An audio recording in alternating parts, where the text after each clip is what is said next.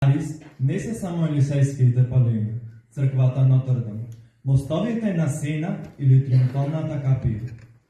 Арис може би најмногу се чувствува во малите кафеанчиња кои се омилени на французите и едноставно ги нарекуваат обержи. Беше почетокот на март. Зимата полека изминуваше. Деновите се зголемуваа, а престојот на неколку дни на пансионски гости во кафеанчето се движеше кон крајот. Тие го избраа Лематин за свое утро, за чија белина мечтаеја мислејќи на својата далечна татковина, која секогаш им беше во душата и во мислите. Симпатичната фигура на собственичката Марлен се провлекуваше меѓу масите и ги служеше гостите. Тоа беше девојката во која истовремено се влюбуваат Константин Кирков и Павел Шатев, но таа го избира Кирков.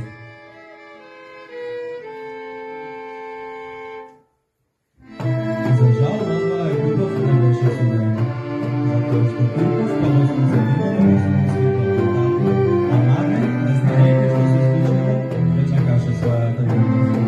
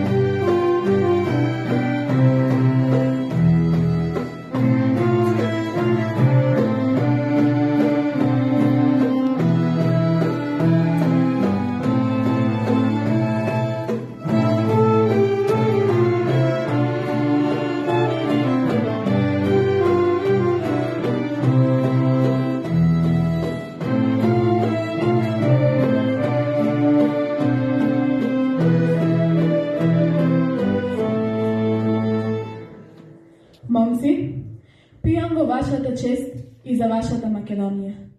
Никогаш нема да ве заборавам и вашите спомени ќе останат со мене. Ке живеам за вас и тука сум секогаш. Вивела Македонија! Да живее Македонија!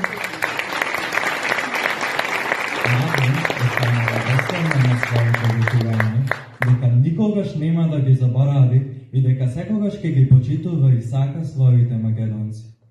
Умрела во предвечерието на Втората светска војна во 1939 година.